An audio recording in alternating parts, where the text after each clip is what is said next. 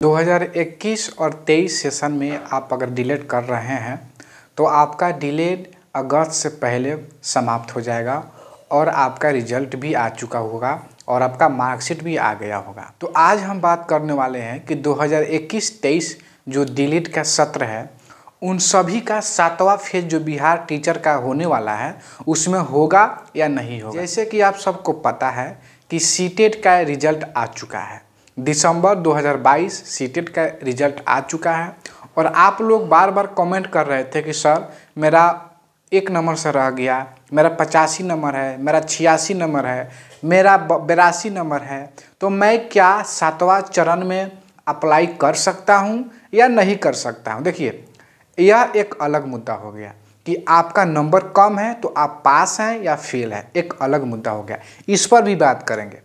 दूसरी मुद्दा यह है कि बिहार सरकार जो नियमावली बना रही है नया वैकेंसी के लेकर, नया टीचर बहाली के लेकर, और 7वां चरण का जो बहाली आने वाला है, यह एक दूसरा मुद्दा हो गया।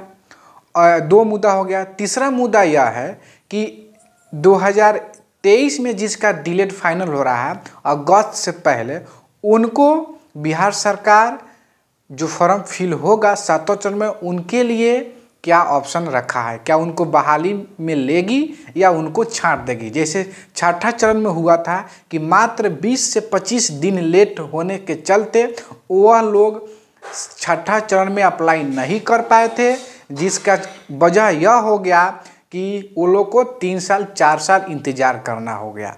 क्या उसी तरह इस वर्ष भी होगा? क्या बिहार सरकार इस वर्ष भी करने वाली है? इस पर बात करेंगे। नमस्कार, मेरा नाम राजा कनौजिया है और आप मेरे YouTube चैनल ए मोन्टू जीके देख रहे हैं।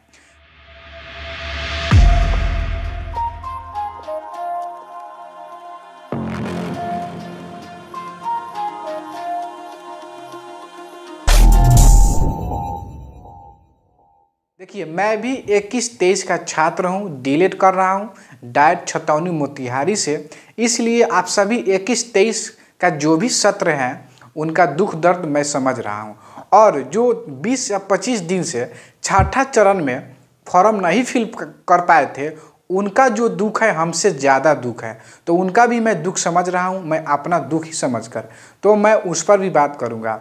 और तीसरी जो मुद्दा है उस पर भी बात करूँगा। तो सबसे पहली मुद्दा बात करता हूँ दोस्तों, जैसे कि नियमावली बनकर तैयार है या नहीं बनकर तैयार है, यह तो बिहार सरकार ही जानती है, लेकिन शिक्षा मंत्री की कथन अनुसार वह हस्ताक्षर कर दिए हैं, वित्त विभाग में लंबित है। जैसे वित्त विभाग से हस्ताक्षर हो जाएंगे, कैबिनेट का मोहर उस पर लग जाएगा। तो कैबिनेट के मोहर लग जाने के बाद आपका नियमावली आपकी साइट पर, वेबसाइट पर या सोशल मीडिया पर आ जाएंगे। उसमें क्या नियमावली है, डोमिसाइल यानी बिहार, केवल बिहार के लिए है या अदर स्टेट का कैंडिडेट भी इसमें अप्लाई कर सकता है, यह तो नियमावली आने के बाद ही पता चलेगा। चलिए, ये बात हो गया। दूसरी बात कर लेते हैं कि देखिए, अगर आपका नंबर कम है, देखिए इसका पहले बात समझ लीजिए। देखिए, जनरल कैटेगरी से हैं, आप विकलांग नहीं हैं, सकलांग हैं, यानी आप विकलांग की श्रेणी में नहीं आते हैं और जनरल कार्ड से हैं, अनरिजर्व कैटेगरी से आते हैं, तो आपको सीटेट पास होने के लिए 90 अंक चाहिए। 90 नंबर में अगर 1 नंबर भी या कम है तो समझिए कि आप फेल हैं। या नहीं समझिए कि सर 1 नंबर कम है, ग्रेस मार्क्स देकर हमको पास करा देगा, ऐसा नहीं होता है। इस सेंट्रल गवर्नमेंट का CBSE बोर्ड का सीटेट एग्ज़ाम है, इसमें ग्रेस नंबर कुछ नहीं मिलता है। 1 नंबर से फेल है या 2 नंबर से फेल है। अब दूसरी बात कर लेते हैं कि OBC, SC, ST, यह लोग के लिए कितना पास होना चाहिए। देखिए, अगर आप किसी और स्टेट में अप्लाई करना चाहते हैं तो आपको 90 नंबर लाना होगा, तभी अदर स्टेट में आप अप्लाई कर सकते हैं टीचर के लिए। लेकिन अगर आप खुद अपने स्टेट में अप्लाई करना चाहते हैं या केंद्र सरकार की कोई योजना है, केंद्र सरकार की कोई टीचर के लिए KVS हो गया, उसमें अगर अप्लाई करना चाहते हैं तो OBC से हैं, SC है, ST है, तो आपको मात्र 82 नंबर ही चाहिए एग्ज़ाम पास होने के लिए। अगर 82 नंबर आ रहा है तो आप सीटेट क्वालिफाई है और आप पास हैं। 82 नंबर नहीं आ रहा है, अगर 81 नंबर आ रहा है, 80 नंबर आ रहा है, तो समझिए आप फेल हैं। आप कुछ भी कर लीजिए, ग्रेस मार्क नहीं मिलेगा और आप पास नहीं होंगे। आपके सीटेट पर नॉट क्वालिफाई ही लिखेगा, फेल ही लिखेगा। सीटेट मार्कशीट पर। चलिए ये हो गया। अब विकलांग लोगों का बात करते हैं दोस्तों। विकलांग लोगों के लिए भी वही नियम है। अगर आप बिहार से हैं तो बिहार में एक स्पेशल नियम यह है कि 50% अगर नंबर आपका है सीटेट में तो आपको क्वालिफाई माना जाएगा, केवल बिहार के लिए। अदर स्टेट के लिए तो 90 नंबर और कहीं कहीं 82 नंबर ही चाहिए। अगर KVS में अप्लाई करना चाहते हैं तो 82 नंबर चाहिए। अगर अदर स्टेट में चाहते हैं तो 82 नंबर चाहिए। जनरल वाले के 90 चाहिए।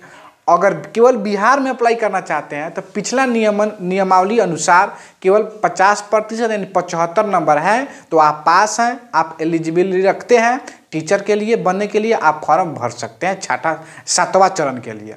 लेकिन नया नियम में अगर यह नियम चेंज हो जाता है तो मैं नहीं कह सकता हूँ कि क्या नियम चेंज होंगे या नहीं। अब तो नियमावली आएगी उसके बाद ही पता चलेगा। सबसे बड़ी मुद्दा यह है कि 2021 और 23 सत्र के जो डीलेड विद्यार्थी हैं, कैंडिडेट हैं, उनको बिहार सरकार 7वां चरण के लिए वैलिड मानेगी या नहीं मानेगी। क्या वो लोग फॉर्म फिल कर पाएंगे, क्या वो लोग मास्टर बनेंगे या नहीं बनेंगे। देखिए मुझे उम्मीद ऐसा लग रहा है कि हो सकता है कि अगर अगस्त के महीने में, देखिए जैसे हम लोग का एग्ज़ाम हो जाएगा, 21-23 सत्र का एग्ज़ाम हो जाएगा और एग्ज़ाम होने के 1 मंथ के बाद रिजल्ट हम लोग का आ जाता है, 1 से 1.5 महीना के बाद। अगर एग्ज़ाम होने के 1 महीना बाद अगर फॉर्म ऑनलाइन हो रहा है बिहार टीचर के लिए तो मेरा यह मानना है कि बिहार सरकार अलाउ कर देगी। हम लोग भी 7वां चरण में आवेदन कर सकते हैं और सिलेक्शन ले सकते हैं। लेकिन ज़्यादा चांस है कि बिहार सरकार हम लोग को 21-23 वाला आवेदन करवाएगी, हम लोग टीचर बन सकते हैं, हम लोग को अलाउ कर देगी। लेकिन बहुत कम ऐसा उम्मीद है, परसेंटेज है जो यह कह रही है कि बिहार सरकार नहीं भी कर सकती है, नहीं भी अलाउ कर सकती है। तो जैसे कि मैं आपको बता दिया हूँ कि अगर हमारे एग्जाम यानी 21-23 सत्र के जो भी डीलेड और बीएड किए हुए हैं और सीटेट पास हैं, उनका एग्जाम के 1 महीना बाद अगर फॉर्म फिल हो रहा है तो आप अलाउ है, आप फॉर्म भर सकते हैं, आपका 7वां चरण पकड़ा जाएगा। लेकिन अगर उससे पहले आ गया एग्ज़ाम फिल करने का डेट तो आपका 7वां चरण नहीं पकड़ाएगा।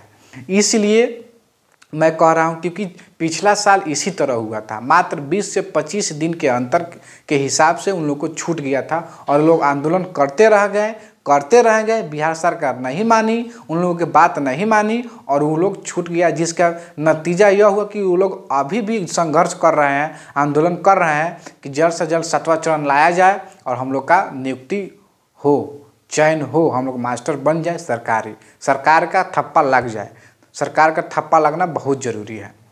तो जैसे कि आप लोगों के मन में क्या है, क्या आप लोग मेरे बात से सहमत हैं? अगर नहीं सहमत हैं तो कमेंट कीजिए, सहमत है फिर भी कमेंट कीजिए। एक बात और बताना चाहता हूं कि 21-23 बीएड और डीलेड वाले आप लोग अभी से यूनिटी बनाना शुरू कर दें। क्यों ये बात बोला हूँ? क्योंकि हो ना हो कहीं 20 दिन और 10 दिन से हम लोग का छूट जाए तो यूनिटी बना रहेगा तो उस दिन काम देगा। आप सब लोग एक ग्रुप बनाइए, यूनिटी बनाइए, पूरे बिहार के स्टूडेंट को लिए बोल रहा हूँ और वो लोग जो है सो आज से मेहनत करना शुरू कर दे और एग्ज़ाम दे जल्द से जल्द। और मनाइए कि 7वां चरण का जो नियुक्ति प्रक्रिया है फॉर्म भराने का से लेकर चयन तक वो थोड़ा सा लेट हो जाए ताकि 21-23 वाला को पकड़ा जाए।